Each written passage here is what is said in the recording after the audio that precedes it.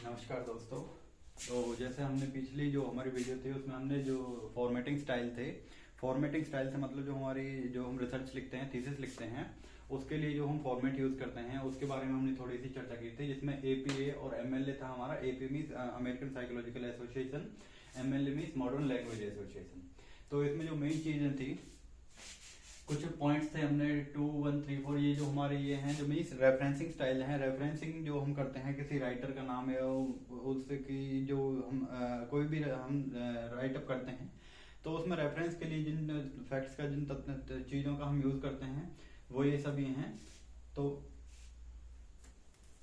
जिसमें हमारा कुछ चीजें हैं, हमारा लेखक का नाम हो सकता है, लेख का नाम हो सकता है, प्रकाशक हो सकता है जो हमारी प्रिंटिंग प्रेस है, प्रकाशन का स्थान हो सकता है, प्रकाशन का वर्ष हो सकता है, और जो हमारा जर्नल है, जो हमारा पत्र है, पत्रिका है, उसका हो सकता है नाम, हो सकता है पृष्ठ संख्या हो सकता है। तो हमारी जो एपीए थी, एपीए में हमारी सबसे पहले टू मीन्स हमारा लेखक का नाम आता है, फिर हमारा लेख का नाम आता है, फिर लेखक का नाम आता है, फिर प्रकाशक का नाम आता है, मतलब थर्ड पे हमारा प्रकाशक का नाम, प्रकाशन का स्थान, और जो हमारी पत्रिका है वो हो सकती है। लेकिन सबसे लास्ट में इसमें क्या होगा, एपीए में 5वें नंबर का मीन्स प्रकाशन वर्ष होगा। सबसे लास्ट में क्या होगा, हमारा प्रकाशन वर्ष आता है। जबकि जो हमारी एमएलए है, मॉडर्न लैंग्वेज एसोसिएशन है, इसमें हमारा क्या आता है, हमारा सबसे लास्ट पे पृष्ठ संख्या आता है, मीन्स पेज नंबर आता है। तो सबसे जो हमारा की पॉइंट है, कीवर्ड जो है हमारा ये है कि यहाँ पर जो होगा वो पेज नंबर आएगा एमएलए में, और एपीए में क्या आएगा, हमारा प्रकाशन वर्ष आएगा। तो अब आगे हम बात करते हैं अमेरिकन और मॉडर्न लैंग्वेज एसोसिएशन में। जो अमेरिकन साइकोलॉजिकल एसोसिएशन में, उसमें क्या होता है, जो पीएचडी डिग्री होती है वो शोध निबंध के लिए दी जाती है, जबकि जो पीजी, जो पोस्ट ग्रेजुएशन की डिग्री है उसमें शोध प्रबंध होता है। जबकि जो हमारा यूरोपियन कंट्री और इंडियन जो एशियन कुछ कंट्रीज हैं उसमें क्या होता है, पीजी के जो पोस्ट ग्रेजुएशन होता है उसमें निबंध, शोध निबंध के लिए, जबकि पीएचडी जो शोध प्रबंध के लिए हमें डिग्री, या इसके साथ साथ में एमफिल या पीएचडी की डिग्री कोई भी हो सकती है। दोनों में फर्क क्या है, शोध निबंध और शोध प्रबंध में, इसमें थोड़ा सा बात कर लेते हैं। हमारे यहाँ पर जो शोध निबंध होता है वो एमए, एमएससी, एमकॉम जो हमारी मास्टर डिग्री होती है उसमें प्रोवाइड होता है। जो शोध प्रबंध होता है वो पीएचडी या एमफिल डिग्री में होता है। और जबकि जो इसमें जो एपीए में है, एपीए में शोध प्रबंध में क्या क्या मिलता है, हमारा पोस्ट ग्रेजुएशन की डिग्री होती है, जबकि शोध निबंध में हमारा पीएचडी की डिग्री होती है। ये अपोजिट होता है सिस्टम। शोध निबंध में क्या होता है, इसमें कम समय की जरूरत होती है, कम खर्चीला होता है, कम प्रभावशाली होता है। इसमें जो हमारे रिसोर्सेज होते हैं, रिसोर्सेज हमारे पास पहले से अवेलेबल होते हैं, उन्हीं को हम क्या करते हैं, वेरीफाई करते हैं, वेरीफाई नहीं करते हैं उनको, बस हम एक तरह से एक नजर डालते हैं और उन चीजों के बारे में थोड़ी सी चर्चा करते हैं। जबकि शोध प्रबंध में क्या होता है, एक तर्कात्मक एक तर्क लेकर हम उसको क्या करते हैं, सत्यापित करते हैं, उसको वेरीफाई करते हैं। तो इसमें क्या होता है, जब हम सत्यापन करेंगे तो इसमें अधिक समय की जरूरत पड़ेगी, अधिक खर्च की जरूरत पड़ेगी, इसमें जो आर्थिक व्यय होगा वो अधिक होगा, इसमें स्पष्टता अधिक होगी क्योंकि ये सत्यापित चीजें होगी, ये प्रभावशाली अधिक होगा क्योंकि ये सत्यापित है ऑलरेडी। तो वेरीफाइड जो चीजें होती हैं हम उसको रेफरेंस ज्यादा देते हैं, उसको हम प्रायोरिटी ज्यादा देते हैं, तो ऑब्वियसली इससे जो प्रभाव होगा वो अधिक होगा। आगे है उपकल्पना आधारित। जो उपकल्पना मीन्स जो हमारी हाइपोथेसिस है, हम किसी विचार को लेकर चलते हैं और विचार के आधार पर हम क्या करते हैं, अपनी हाइपोथेसिस को, जो हमारी कल्पना है, जो हमारे विचार हैं, जो हमारे प्रबंध है, जो हमारा पॉइंट ऑफ व्यू, जो हमारी कल्पना है, उसको क्या करते हैं, हम वेरीफाई करते हैं। तो ये क्या है, हमारा शोध प्रबंध और शोध निबंध में फर्क है। आगे थोड़ी सी चर्चा करते हैं रिसर्च एथिक्स की। जैसे हमने यहाँ पे शोध निबंध प्रबंध हो गया, संदर्भ शैली हो गई, बायोग्राफी और स्टाइल हो गया। आगे हम बात करते हैं अनुसंधान आचार नीति की।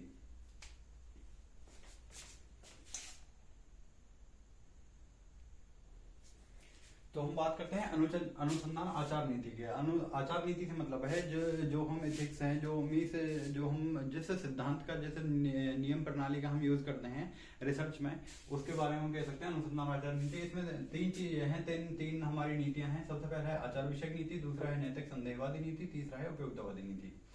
तो सबसे पहले हम बात करते हैं आचार विषयक नीति। आचार विषयक नीति से मतलब है, आचार मीन्स एक आचार जो हमारा, एक कह सकते हैं हमारा जो व्यवहार से संबंधित होता है, व्यवहार, और ये क्या होता है, हमारा सिद्ध होता है, एक तरह से फिक्स होता है।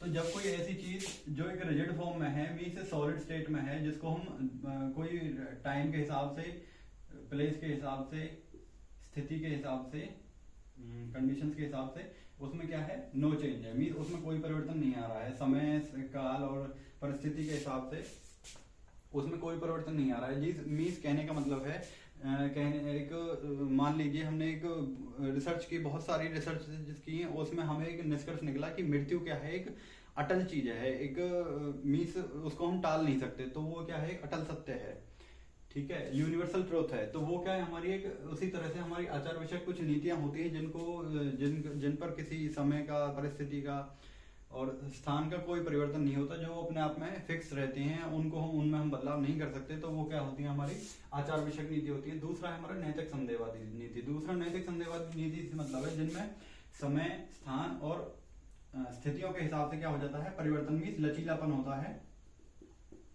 लचीलापन होता है। तो ये क्या होती है हमारी नैतिक संदेहवादी नीति। कहने का मतलब एक धर्म की बात करते हैं, जो धार्मिक जो चीजें हैं, धर्म में क्या होता है, समय के हिसाब से, स्थिति के हिसाब से और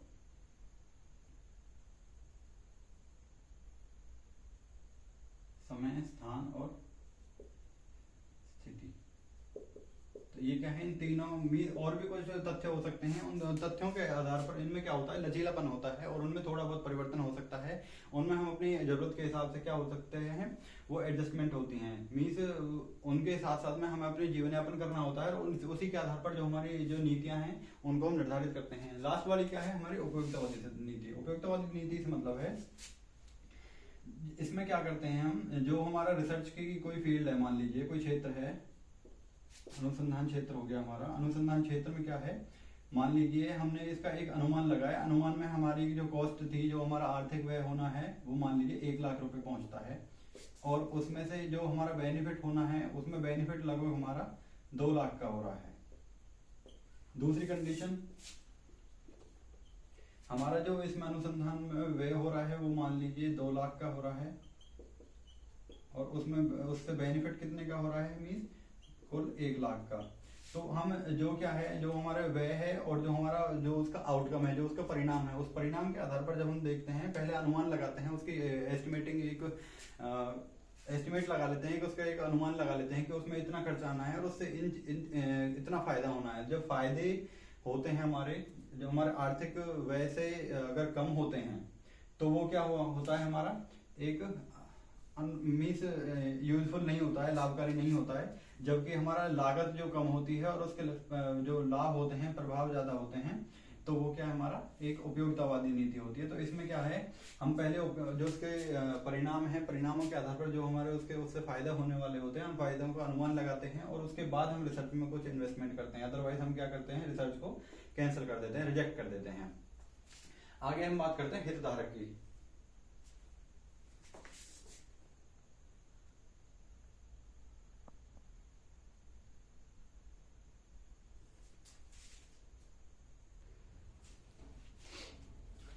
हितधारक से मतलब है जो हमारी हितधारक हैं, जो हमारी अनुसंधान में जो जो चीज घटक हैं, उनके बारे में बात करना। सबसे पहले हमारे इसमें चीज आती है, घटक हैं, कार्य हैं, बचाव है, नैतिकता है। तो घटकों के बारे में बात करते हैं। जो हमारे अनुसंधान में घटक होते हैं प्रत्यक्ष रूप से हो सकते हैं, अप्रत्यक्ष रूप से जो उसके फायदे होते हैं।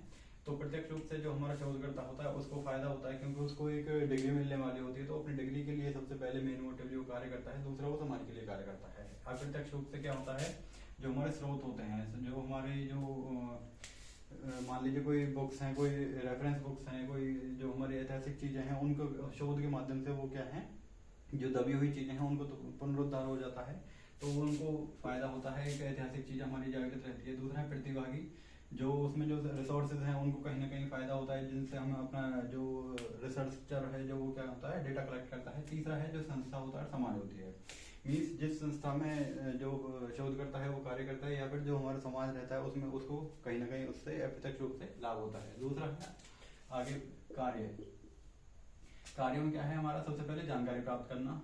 जानकारी प्राप्त करने से मतलब है जो हमारा रिसर्चर होता है, जो हमारा शोधकर्ता होता है, वो जो समाज से क्या करता है, जानकारी प्राप्त करता है। दूसरा सहमति, जो हमारे डेटा के लिए जो लोग होते हैं, जिनसे जो रिसोर्सेज होते हैं, जिनसे जानकारी प्राप्त की जाती है, तो उनको कहीं ना कहीं उसमें सहमति होनी चाहिए। तीसरा है प्रोत्साहन। प्रोत्साहन राशि, एक तरह से अगर कोई किसी लोगों को, किसी समूह को अगर सामान्य तौर पर जानकारी प्राप्त करने में थोड़ी कठिनाई हो रही है, तो उनको एक प्रोत्साहन राशि देने के लिए, उनको जीवन यापन के लिए कुछ सहायता, आर्थिक सहायता प्रदान करके क्या किया जा सकता है, जानकारी को आसानी से प्राप्त किया जा सकता है। आगे संवेदनशील जानकारी। संवेदनशील जानकारी का मतलब है जो हमारी सेंसिटिव डाटा होता है। मान लीजिए जैसे आजकल एक रेसलर्स का जो प्रोटेस्ट चल रहा है, तो उसमें कुछ जानकारी उनके एक संवेदनशील जानकारी है जिसको वो पब्लिकली नहीं आउट कर सकते। तो उसमें क्या है, एक संवेदनशील जानकारी है जिसको एक रिपोर्ट के लिए एक गोपनीय तरीके से या इनाम तरीके से उनको क्या करते हैं, प्रिंट किया जाता है या प्रकाशित किया जाता है। आगे नुकसान की संभावना। जब ये संवेदनशील जानकारी पब्लिकली फैल जाती है तो उसमें क्या होता है, जो मेन जो बंदा होता है जिसके बारे में लिखा जाता है, तो उसको कहीं ना कहीं क्या होती है, नुकसान की संभावना बढ़ जाती है। तो उसको थोड़ा सा ध्यान रखना पड़ता है। आगे गोपनीयता। गोपनीयता वही है जब संवेदनशील जानकारी को हमें क्या रखना पड़ता है, गोपनीय तरीके से सुरक्षित रखना पड़ता है। आगे हमारा बचाव। बचाव में क्या है, हमारी सूचित सहमति। सूचित सहमति से मतलब है जब हम जिस व्यक्ति से हम कोई जानकारी प्राप्त कर रहे हैं, तो उसके पास में हमें एक लिखित में या मौखिक तौर पर पहले हमें जानकारी देनी पड़ती है, जिससे क्या होता है, एक कंसेंट मिलता है, एक सहमति मिलती है। सहमति के आधार पर हम उनसे क्या एक जानकारी प्राप्त करते हैं। आगे रक्षात्मकता।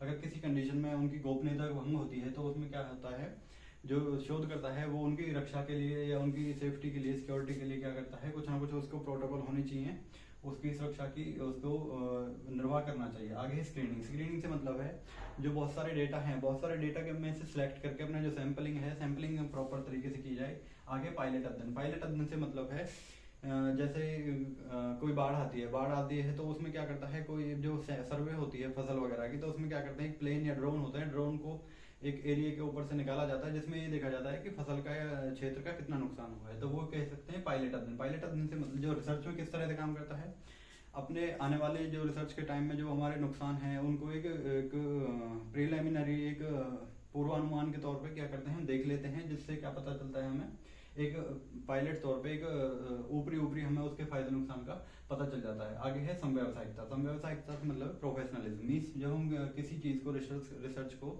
एक व्यवसाय के तौर पर कार्य करते हैं तो वो क्या होती है, हमारी समव्यावसायिकता होती है। आगे सरकार के नियम। मीन्स किसी चीज को, मान लीजिए अब कोई रिसर्चर है, मिलिट्री के ऊपर वो रिसर्च करना चाह रहा है, लेकिन वहां पे क्या है, सरकार के नियम, उसकी पाबंदी होंगी। सरकार के नियम के विरुद्ध जाकर या उसके संवेदनशील क्षेत्र में जाकर वो क्या करता है, क्या होगा, उसमें जाके वो एक प्रतिबंधित क्षेत्र में जाकर अपनी रिसर्च को नहीं कर पाएगा, तो वो क्या होंगे, कहीं ना कहीं सरकारी नियम उसमें प्रभावित होंगे। दूसरा है शोध गंगा गंगोत्री। जो हमारी रिसर्च की जो चीजें हैं उसमें जो शोध गंगा गंगोत्री एक ऑनलाइन प्लेटफॉर्म है जिसमें हम अपनी जो रिसर्च की थीसिस, रिसर्च पेपर हैं, उनको सबमिट किया जाता है, एक सीडी के तौर पे जमा करनी पड़ती है हमें। तो वो क्या होता है, जिससे जो कॉपी कैटिंग या किसी की नकल करने के जो बचाव के लिए शोध गंगोत्री वेबसाइट का प्रयोग हम कर सकते हैं। आगे है नैतिकता। नैतिकता मीन्स अनैतिक, जैसे हमने आचार संहिता, आचार नीति पढ़ी थी पहले, उसमें ऐसे ही क्या है, पूर्वाग्रह बचाव। तो पूर्वाग्रह से मतलब है जो पहले से कुछ उपकल्पना बना रखी हैं, उन चीजों से बचाव होना चाहिए, निष्पक्ष तरीके से होना चाहिए। आगे है उपचार का प्रावधान। अगर कोई समस्या होती है, कोई प्राइवेसी का हनन होता है, तो वहां पे क्या होता है, उसके उपचार के लिए प्रोटोकॉल होना चाहिए। आगे है अनुचित शोध प्रयोग। मीन्स जो शोध करता है वो गलत तरीके से शोध प्रयोग कर सकता है, जैसे जानकारी को गोपनीय रखने की बजाय पब्लिक कर देना, लोगों में बांट देना। आगे गलत रिपोर्ट। मीन्स शोध में कुछ डेटा कलेक्ट किया लेकिन गलत तरीके से उसको प्रिंट कर देना। आगे है अनुचित उपयोग। मीन्स जो हमारे डेटा है उसको गलत हाथों में थमा देना और उससे अपना मुनाफा कमाना, वो क्या है, हमारा अनुचित उपयोग है। तो इस तरह कह सकते हैं जो हमारी रेफरेंसिंग स्टाइल है वो हमारा कंप्लीट होता है। जो हमारी रिसर्च की जो टॉपिक्स हैं वो हमारे कंप्लीट होते हैं। Thank you so much.